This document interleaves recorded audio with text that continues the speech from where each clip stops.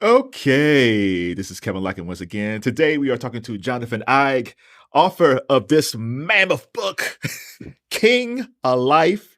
Is a fascinating book, a good read. For anybody watching this around the Christmas season, get this book. Get this Any book. season, any season. Yeah. It's June now, but get this book. It's an excellent book. How are you today, sir? I'm great, thanks. How are you? I'm fine. I had no idea that I would have something in common with MLK, LeBron James, and myself. But at one point in our lives, we all bite our nails. I still do. I think LeBron stopped a long time ago. Was there a reason why King bit his nails? Was it like anxiety or anything like that? I don't know. It might have been. He had a lot to be anxious about, and he definitely, suffered emotionally. It was hard being Martin Luther King Jr. So I think we can forgive him if he bit his nails. Yeah, I'll forgive him. I think I just bit my nails a few minutes ago. I'm going to go at the end of the book. I'm going to jump backwards, which just sounds weird, but it makes sense. So in June 2022, you went to the King Memorial in Washington, D.C., and you went into the gift shop. And when you walk into the gift shop, there were no Martin Luther King Jr. books. Did they give you a reason why this is? And if they haven't changed it, who do I yell at? Who do I yell at over this? Yeah, they had keychains and magnets and all kinds of stuff, but posters, but none of his books. And that's my point. We need to get beyond the quotes that are etched on the monument. We got to get beyond I Have a Dream. We got to read his words. We got to read his books. He wrote amazing books, and they weren't for sale there. So I actually have spoken to some of the tour guides and some of the officials at the Park Service, and they are working on it. They say that they will soon have his book. So I'm hoping that they come through on that. Well, it's not soon enough, but good thing they I agree. finally. I have a love-hate relationship with MLK Day. I'm grateful for the day because, as Tavis Smiley always used to say, Martin Luther King is probably the greatest America has ever produced. So I'm thankful for the day. But to your point, I get upset that the only thing they show is I Have a Dream. And when he died when it was shot at the Lorraine Motel, nothing between I Have a Dream to the Lorraine Hotel, nothing prior to that. So I guess my question is this on purpose? Why they do this? I mean, why such a focus on I Have a Dream? And not Yeah, anything else, which to me, he made some quality speeches later on that just doesn't get the same type of airplay. Well, even in that speech, I Have a Dream, the first half of that speech, he talked about police brutality. He talked about income inequality. He talked about reparations. So we don't even quote that part. We only quote the part that is safest, the part that makes us feel comfortable, that makes us feel like it's all about brotherhood and content of our character. And, you said, Kevin, was it on purpose? I think that's a great question, because you could argue that in making him a national holiday and a federal monument, that Washington knew, that the officials in Washington, and remember, it was Ronald Reagan, no friend of the black man, no friend of the poor, who signed that bill to make Martin Luther King's birthday a national holiday. You could argue that they knew what they were doing, that they were taking one of our great radical heroes and making him safe, making him diluting his message, and that's had as you said, some unintended consequences. And I think it may be unfortunate. Even when you mentioned Reagan, even when he signed the day for MLK Day, they asked him, so this proves that Martin Luther King was a communist, right? And he said something like, well, we just have to see. Yeah, right. Even to the bitter end, they were still hanging on the communism thing when it wasn't even true. No, we knew all along that King was not a communist. But that really wasn't the issue. The issue for the FBI, and probably all the way through for Reagan, is about who's in charge, who's running the government, who's running this country. And they were not ready to share power with Black Americans for the most part. And that's why King posed a threat, not because he may have had some friends who were former members of the Communist Party. Inadvertently, the president before Joe Biden, Donald Trump, in his own crazy way, kind of influenced this book, because he opened up, he unsealed documents about JFK's assassination. And by doing so, that opened up all these files about King. I mean, did they know that was going to happen, or was it just a happy accident? Trump was in firm command of the facts, right? He knew exactly what he was doing at every moment. No, Trump, especially when it comes to archival materials, plays fast and loose, right? And he didn't know that he was also authorizing the release of all these MLK documents. And that was a great benefit for me, because thousands of pages of new materials were released along with those Kennedy papers. And those transcripts of the wiretaps are really revealing. They reveal just how aggressive the American government was in trying to destroy King. And they reveal, even some of the intimate moments of King's life, because we hear him on the phone with his friends talking about how sad he is and how difficult it is to go on when he feels like people aren't listening to him anymore.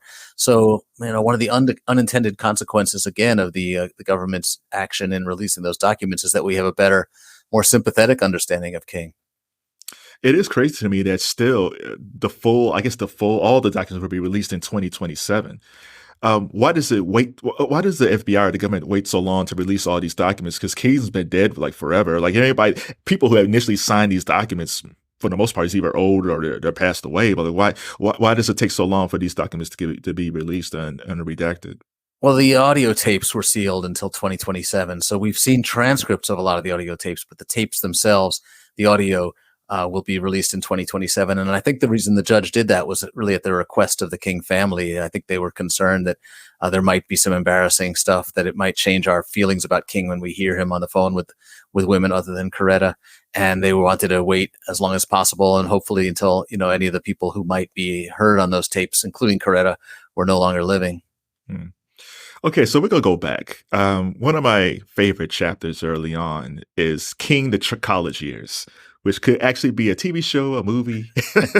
Yeah. Never a book on its own. It's a fun time because he started college when he was 15. Now, King, when he was an adult, was short anyway. So I can only imagine him walking around Morehouse looking like a little kid. But the thing that stood out to me is that he's super intelligent, so that's the main thing. But after a while, he had a ton of girlfriends who all thought Martin loved them all. And the biggest thing is that he actually got an A in philosophy, which told you how his mind worked and how open-minded he was to a lot of different things. But he got a C+ or a C in public speaking. It's like, who would give King, of all people, a C on public speaking? Yeah, you talked about what you and Martin Luther King have in common, chewing your fingernails. There's something that Martin Luther King and I have in common. We're both short, 5'7", and we both didn't do too well on our GPA in college. But King, as a young man, is a fascinating figure. As you said, he starts Morehouse at 15. So he's younger than all his classmates. He's shorter than most of them. And he tries to compensate for this by being by a snazzy dresser. He has two nicknames in Morehouse. One is Runt, because he's small and little and young. And then the other is Tweed, because he tries to dress like a professor. And he's just incredibly charming. He wins people over. He wins over older classmates.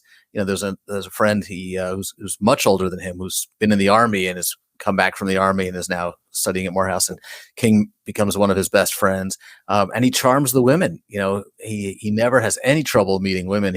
One of the moves he made when he was, I think, still in high school, is he offered to be the chaperone at a dance to make sure that the boys and girls didn't dance too closely. And then anytime he saw a boy and girl dancing too closely, he would cut in and say, "I'm sorry, you're going to have to separate." And then he'd put the moves on that girl. So he was smooth. He was a smooth guy. Like I was like, well, maybe there should be a dating book from King.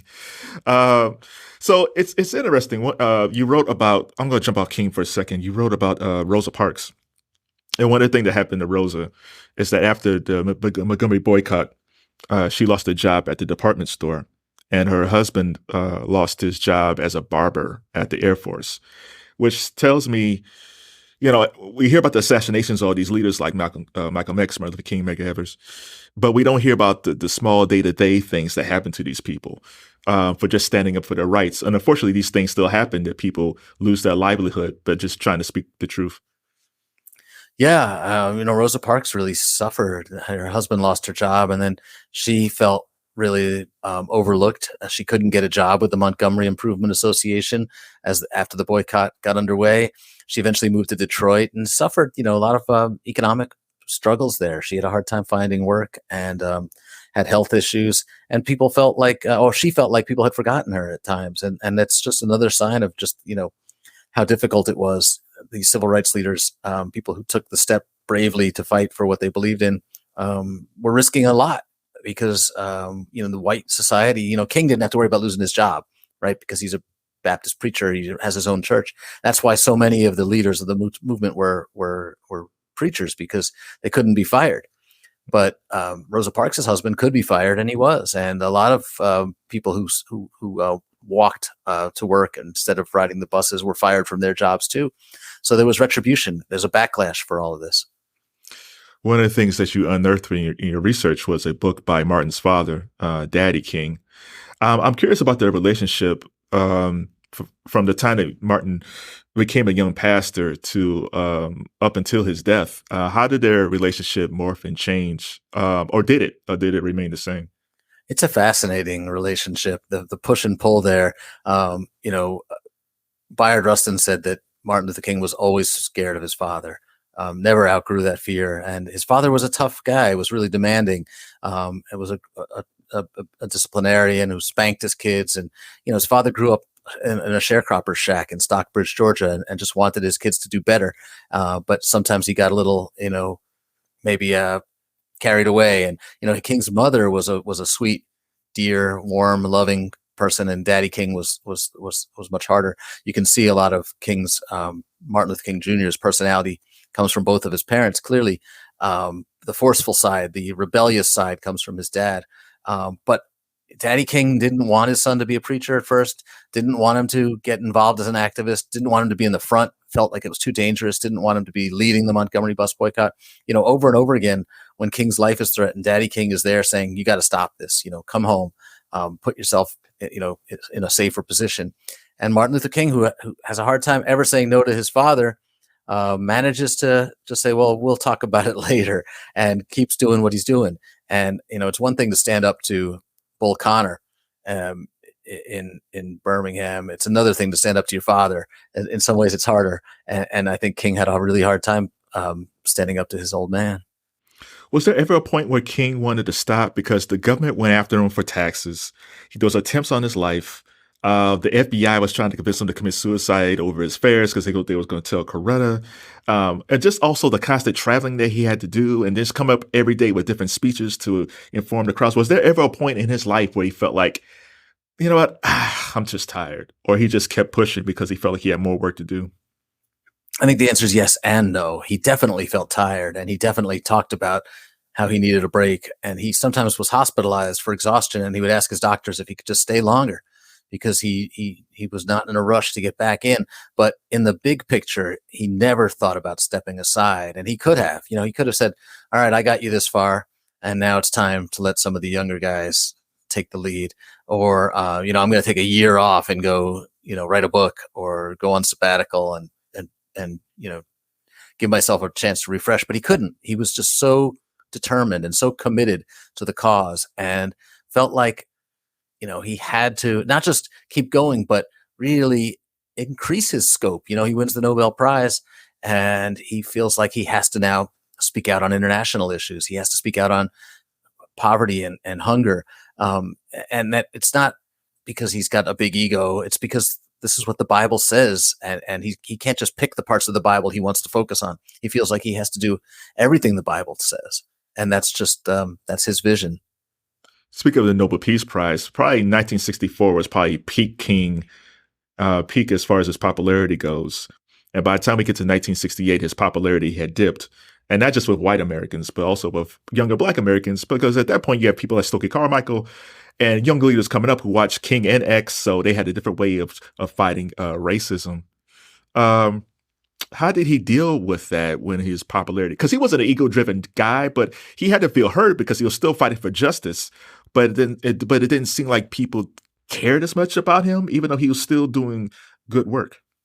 Yeah, and I think it's worth reminding your listeners that a lot of that had to do with the FBI's campaign against him, because they were working to undercut him. They were working to make these divisions within the civil rights movement. They were stoking anger and distrust and trying to make King look weak.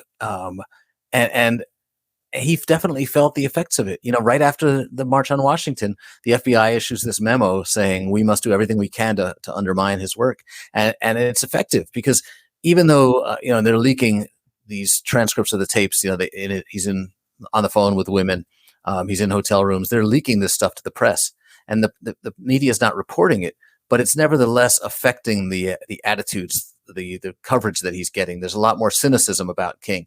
And we can hear him on the phone with his advisors by the end, by 67, 68, saying, no one's listening to me anymore. I'm getting so much negative publicity everywhere I go. What can we do to try to turn this around? And he's forlorn. It's hurting him personally, and it's certainly hurting the movement. And your heart goes out to this guy because we think of him now as this universally beloved figure, but by the late 60s, he was widely disliked by most white Americans. Speaking of the FBI, Hoover, who was a monster, it's amazing when King got shot. Hoover said, I hope he doesn't die, because if he does, he becomes a martyr. And my feeling is, but dude, you've been doing this campaign the whole time to destroy this man, and now you're concerned if he dies when you created this type of atmosphere where he could have been killed by somebody. Yeah, I agree with you about Hoover.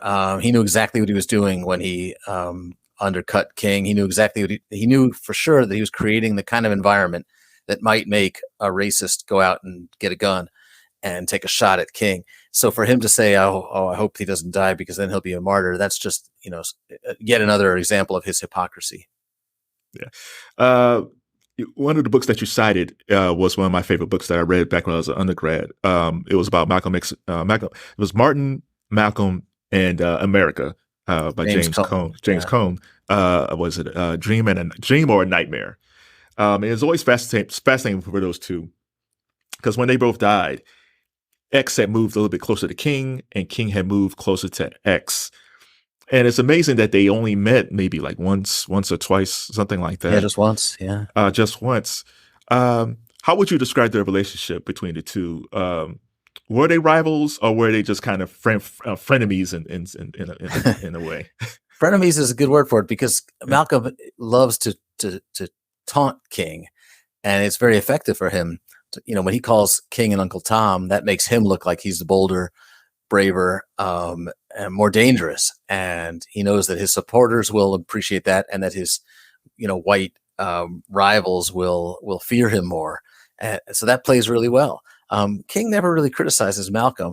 And in fact, one of the things I discovered in my research is that this quote that we have from Playboy magazine, it's the most famous quote we have from King in what he thinks about Malcolm. And he says in that quote that, Malcolm's doing this great disservice to Black people, and that his fiery oratory is bringing nothing but dismay and accomplishing nothing. That quote was made up by Alex Haley, the interviewer, and published in Playboy. And King never said that. What he actually said was, hey, I don't think I have all the answers. And I'm eager to, I'm always open to hearing what Malcolm has to say.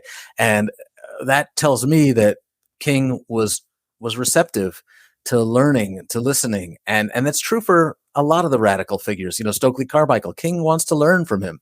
And it's a really inspiring sign of King's style of leadership, that even the people who are attacking him, he wants to learn from them. So I think that, James Baldwin said that King and X were really almost indistinguishable in their philosophies by the end. And I think that's true. I think that they had a lot in common. Was there a reason why Alex Haley did what he did? Did you ever find anything out about that? No, the only thing I can say is that it's probably had something to do with him just trying to stoke more controversy and, get more readers, and that, people are interested in controversial statements. They're not interested in hearing about how much they have in common. Yeah. An interesting chapter to me was Chicago. I like that Chicago chapter a lot. And I think part of it is my parents always told me, I would hear this all the time. Like when King said, as much racism he faced in the South, it was nothing like what he faced in Chicago. And the thing that stood out to me, it was two things that stood out to me in that chapter. The first thing was that he actually met with Elijah Muhammad, and they actually actually discussed working together to help Black Chicagoans because things were so bad in Chicago. Yeah, King came here, and again, his advisors warned him not to. They said, "You don't understand the North. It's going to be a lot harder to organize here than it is in Birmingham or Montgomery," and it was true. It was harder to organize in Chicago. A lot of the black preachers wouldn't get behind him because they were loyal to Mayor Daley. A lot of black city service workers, civil servants, didn't want to risk losing their jobs. But King came anyway because, again, it was the right thing to do, because he felt like Northern racists were just as pernicious, just as bad, and they just hid their racism a little bit better than the white racists did in the South. And he came here to make a point, but he also came with a concrete plan, a concrete set of suggestions to integrate housing, to eliminate slum conditions, to work on school desegregation, job discrimination. And he really presented the city with an opportunity, and the city, of course, gave it lip service and then walked away. They didn't even try to fulfill any of the policies that King had advocated for. So, a lot of people say, well, King got beat in Chicago, that Mayor Daley, outsmarted him. I don't think so. I think King offered us an opportunity, and I live in Chicago, and we're still, maybe the most segregated city in America. And I think King offered us an opportunity, and we blew it. And it's another part in that Chicago. I mean, let me go back to Elijah Muhammad. So did they actually work on anything together, or they? No, they talked a couple times. I got the impression that King was not that impressed with Elijah Muhammad, but that's just my opinion. Right. And another thing in that chapter was he went to Miami and he talked to Abby Mann, who was a film producer, and he wanted to do a movie about King.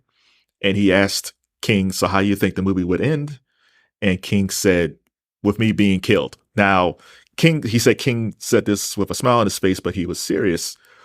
But it is amazing how King knew eventually that he would die, but he still kept pushing.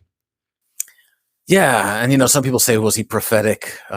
Was he depressed? I think he was realistic because his home had been bombed, his windows of his house had been shot at, he'd been stabbed in the chest, he was getting death threats, probably weekly, if not daily. And he knew the FBI was creating those kinds of conditions that would make people hostile and perhaps violent. So it's not, it's not unrealistic to think that someone might come for you, that you might die. And he'd see, when Kennedy was assassinated, he turned to Coretta. They were watching it on TV and said, "That's what's going to happen to me." That was almost 5 years before he was assassinated. So I think he had a feeling that he certainly knew that the work he was doing was dangerous and that it was angering a lot of people who might do something about it. Going back to Kennedy for a second, especially Robert Kennedy. So Hoover's a monster. I said that before, but RFK signed off on the wiretaps. Now, it could be that they thought King was up to something, which he wasn't. Or there was the rumors that maybe Hoover had something on Kennedy. But Kennedy talked to King before, like John F. Kennedy talked to King. He kind of knew who King was. What was the mindset of RFK just signing off on wiretapping this guy, that they knew who he had a pretty good soul? Yeah, and they knew that they needed him. That's the other thing. They were counting on King, not just for votes, but to fulfill their agendas. And they still couldn't bring themselves to do the right thing. So you have to ask yourself why. And obviously they're politicians. And yes, they're afraid of J. Edgar Hoover. They're afraid to stand up to him. They're afraid to fire him, which they certainly, could have done. And LBJ certainly could have fired him, or at least called him off and said, we need Martin Luther King. We need to protect him. We need him. He's an important ally, an important leader. Back off. And they didn't have the guts to do it. And in fact, RFK authorized the wiretaps on King. And at one point he said, well, let's make a plan to revisit this, because if we don't find any evidence that he's working with communists, let's cancel the wiretaps.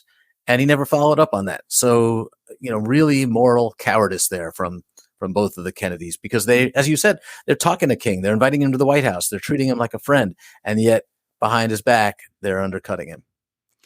When the Civil Rights Act was written, the leaders of the NAACP and Urban League were involved with it, but King wasn't. Was there a reason why King wasn't involved with the Civil Rights Act? I think he was just busy, and he didn't see himself as the kind of guy who wanted to get into the weeds on legislation. He figured there were other people who were better qualified to figure out the terms of the legislation. He knew big picture what he wanted to see happen, what this country needed, and that other people were better suited to working out the details. King was not like a born manager. He had a very sort of laissez-faire style approach to leadership, but I think one of his great assets was that he knew where he was best needed, and it wasn't at the negotiating table working out the exact language of a bill. When he had problems, maybe he was stuck, he couldn't figure things out. Like, who was the main person that he leaned on? Was it Coretta, or was it one of his friends, or did he have like an older mentor that he talked to, or maybe it was his dad? I think it depends what kind of the problem it was. When it came to policy, when it came to speeches, when it came to writing his books, he leaned heavily on people like Bayard Rustin, Stan Levison, Vincent Harding, people who were mentors and minds that he respected. He loved calling these folks in the middle of the night and just talking about ideas, talking about philosophy, talking about theology, and talking about strategy. For more emotional things, certainly Coretta was important. Dorothy Cotton. Dorothy Cotton was his longtime mistress, and he would often go to her home before he went home to see his wife and kids, because Dorothy Cotton was just this great soothing soul, somebody he really just felt comfortable with, and who could really help him, deal with some of the stress that he was under in a way that maybe nobody else could. What was the relationship between? How did they meet and get together and all that? They met at an event in Virginia where King was speaking, and Dorothy Cotton was on the program. It was her church where King was speaking, and after the event, she and some of the other women from the church were serving dinner at the pastor's house, and King started flirting with Dorothy, and she talked about it in her own book, so I'm not gossiping here. And they became instant friends and really hit it off closely. Dorothy never confessed that she was in a relationship with King, but when she passed away, some of her friends talked about it more openly and said that in many ways she was like a second wife to Dr. King. Speaking of Coretta, like after King died, she spoke at a rally for Resurrection City in Washington, D.C. I think that was like in June 68, maybe. I'm not sure on the date. But you wrote in the book, I need to find it here. So when she was talking to the crowd, she said she described an America so blinded by racism that it failed to see how violent its culture has become. And if you be sure to read the speech, because parts of the speech, because it was really excellent. And the thing I take away from her speech and what you wrote is that you can just scribble out 1968 and put it in 2023. And a lot of things that she spoke about poverty, ghettos, the way women and kids are treated, economics. It's the same stuff we talk about today, which it's kind of putting a mirror to America, saying that we progressed a lot, but we haven't progressed as much as we think we have. Yeah, and she really hit the nail on the head when she said racism is at the root of this, because racism undercuts every reason that we have violence today in America. It's the thread that runs through everything, and as King himself said, it's the piece that we don't want to look at, because so many of us white people are unconscious racists, and we can't even confront it because maybe we don't want to confront it, I guess. I've seen you in the middle of various interviews, and people always ask you, well, how do you start writing and how do you start researching? I'm going to go the other way. Uh-huh. How do you know when to finish a book? Because I have all this material. You interviewed a ton of folks, you start writing, you do rewrites, you go to your editor, there's more rewrites. But how do you know that it's finished? Because it's never finished. Yeah. I'm saying, like, how do you know, okay, that's enough? But how do you know when to stop?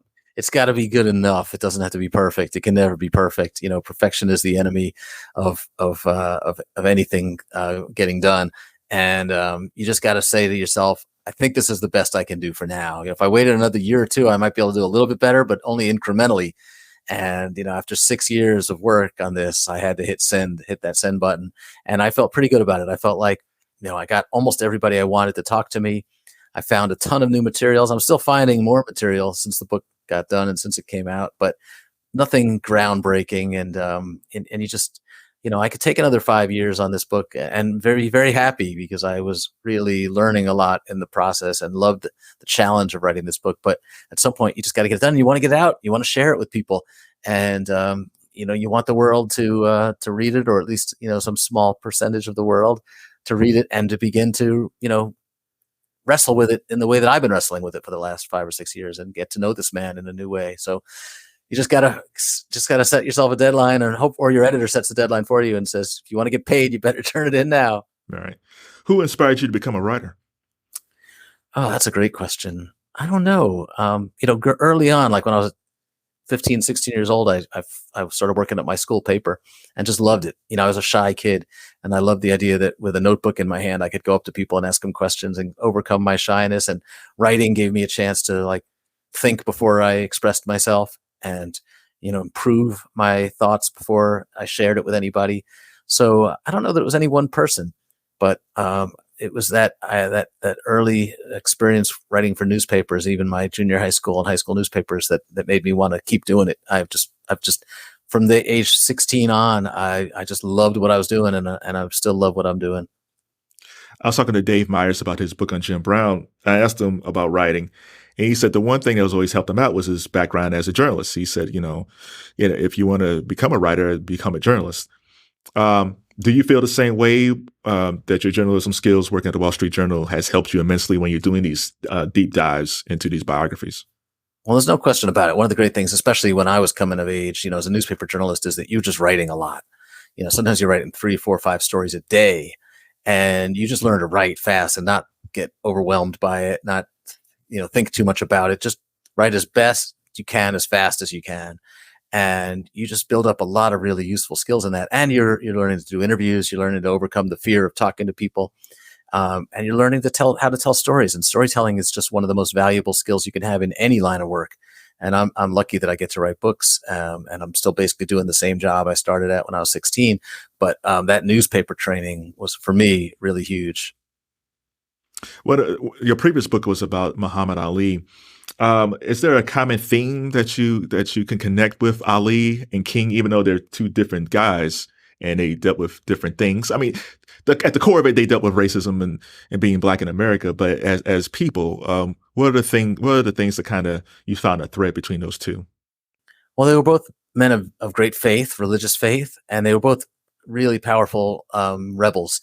People who did not feel like they had to accept the world as they found it.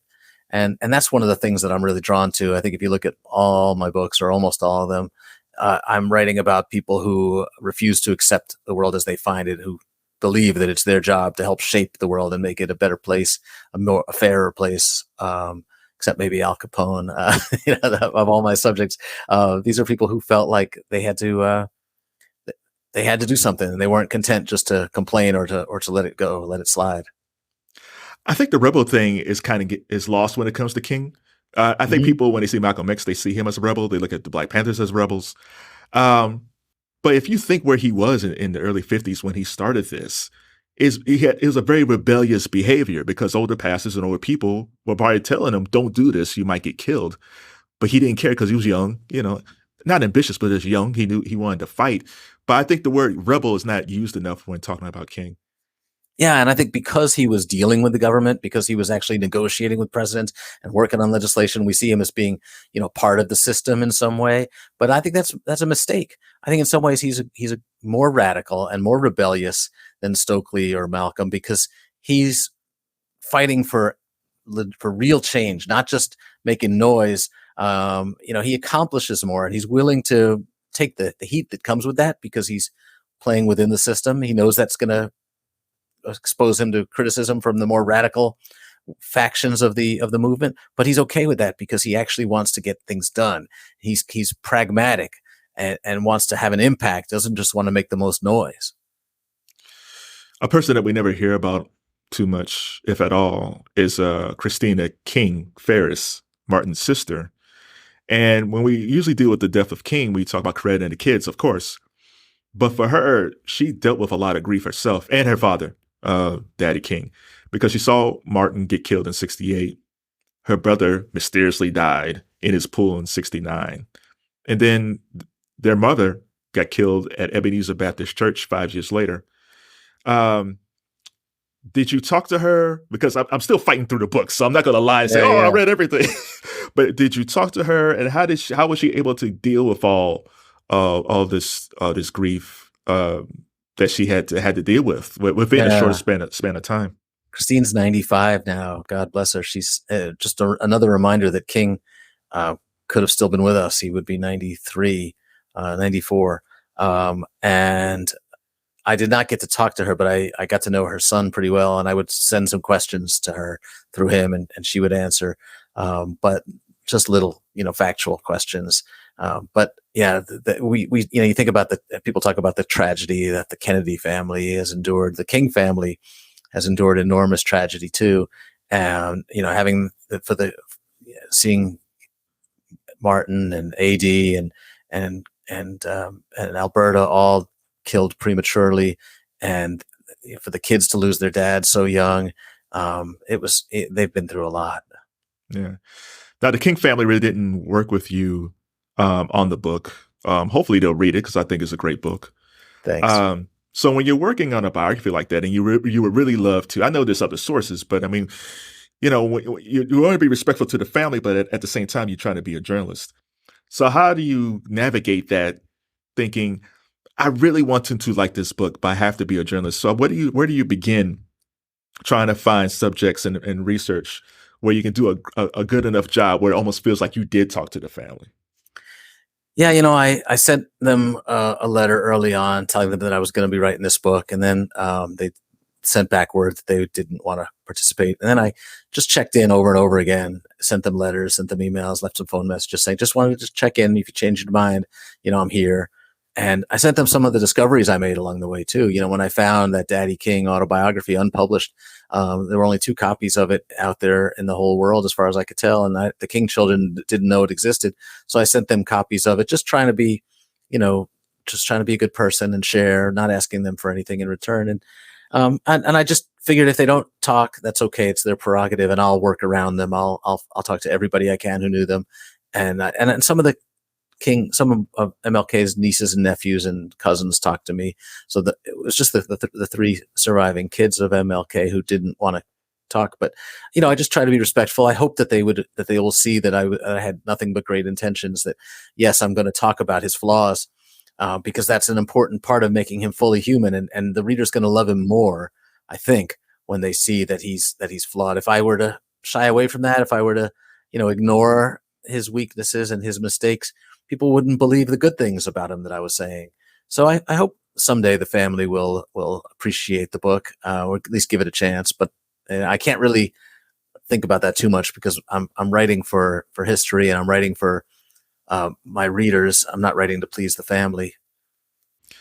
I think the flaws are important. I think the first time when you heard rumors that King had messed around, of course, you're like, oh, that's not true. It's Martin Luther King. How could he? But then as the years went along, it's like, okay, I guess it's true. But I think those things are important, because I think sometimes when we look at great leaders, we do put them on pedestals. And as a regular person, you start thinking like, well, I can't be like Martin Luther King. He's godlike. He's a deity. Like I can never rise to that type of person. But then we start reading about his flaws, and his likes and the dislikes, and maybe some mental health things that he has to deal with. You start realizing, okay, well, I have some of those things. I might be better in some of those things than King. Maybe I can be a leader. So, yes, when you first hear about some about the womanizing and things like that, it is off-putting. But I do think it's you ground people like that to remind people, hey, they're just a regular person like you and me once upon a time. They just did great things, but they had to start from someplace. Yeah, I couldn't agree with you more. And that seems to be one of the really nice things about having this book out in the world, is that people are responding to that. I was at a church on the south side of Chicago, and a woman said she was in tears because she struggled with depression all her life. And to think that Martin Luther King might have struggled with some moments of depression too, just made her feel so much stronger that, she could go on, and she had already gone on. She didn't need Martin Luther King to survive, but it just gave her a lot of comfort to know that somebody she admired like that also had his struggles. And I think that the feeling that I'm getting from people who've read the book so far is that they admire King more for knowing that he wasn't perfect. So if you had 10 more extra pages, because I know it's an in-depth book, I think I read someplace you talk to your editor, you want to do it like volumes, and he said no, Yeah. because it's so much. But if you had 10 extra pages, is there anything since the book came out, or things that you wanted to explore more, that you would write about? Well, it's interesting, as I said, having the book out there and meeting readers and hearing what they're interested in, what resonates with them. It's been a powerful experience, and it feels like a really great discussion. Some people have said, I should have spent more attention on his ties to the labor movement. Some people have said, they felt frustrated. Maybe some of my Jewish friends said, why isn't there more about the rabbis who helped him along the way? There's always more you could have done. But I also think that, and I intentionally stopped where I did, but I think you could talk a lot more about his legacy and his impact today, and where he figures into Black Lives Matters, and where he figures into the issues we're facing in this country today, affirmative action and everything else. But I wanted to really it's already a big enough book. I wanted to keep it, and it's as tight as I could, but I really wanted to keep the focus on King. So if I overlooked some of the contributions of labor leaders, if I overlooked the contributions of some of the Jewish people who marched with, that's okay, because this is about King, and you can't do everything. Yeah, well, I felt like when Barack Obama was elected president, I kind of felt like he was going to kind of be like King, and he wasn't, because, Barack's basically a moderate Democrat. And it made me admire people like King back in the day more, just because they knew the consequences and they weren't going to fold. Here's what I wanted to say to you. And it kind of brings Obama into this. King had this thing. He had the charm. We talked about the charm before. And he had intelligence, and he had leadership to move people. But the thing that separated King for most people who are ego-driven or who gets corrupted is his empathy. Empathy is the thing that I think a lot of leaders either have in the beginning and they lose, or they never had in the beginning. The fact that he maintained his empathy from the day that he started to the day that he died is pretty amazing. Yeah, I agree with you. And I think it is a casualty of fame, celebrity, power. Obama, I should say, I think remained a pretty empathetic character. I think he cared about people. But one of the things I loved about MLK is that, at the height of his fame and power, he never stopped listening to other people. He'd be driving, they'd have sign a driver, take him from, Birmingham to Memphis or wherever he was going. And King would stay up intentionally, keep himself awake so that he could talk to that driver, so the driver wouldn't be bored, to learn more about this college student who was driving him around. He was a listener, and he never stopped caring. And then I think that goes back to being a preacher. But, some preachers, maybe they're going through the routine at a certain point, it becomes rote, but he really wanted to help people, individuals. It wasn't just like, my job is a grander scale now. He still cared. He still felt like he was a pastor to the people around him, and that's beautiful. Jonathan, so if people are interested in becoming a biographer, let's say, hey, there's a lot of people out there you can write about. What tips would you give people if they want to start writing biographies about people locally or nationally? Well, don't do it for the money. Don't do it for the fame. You got to do it because you love writing. And biography is one of the great acts of empathy. And it's true not just for the writers of biography, but for the readers of biography.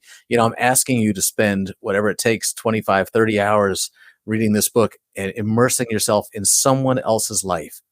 It's a great act of unselfishness. And I spent 6 years immersing myself in someone else's life, trying to understand that life and what we can learn from it. So, if you're curious about other people, if you feel like you can learn from them, if you feel like understanding our fellow humans is a valuable thing, it's like making a new friend, then maybe biography is for you. And if you're not going to write them, at least try reading one. So, like you said, you spent 6 years on this book. So what do you do for fun? You can't read and write all the time.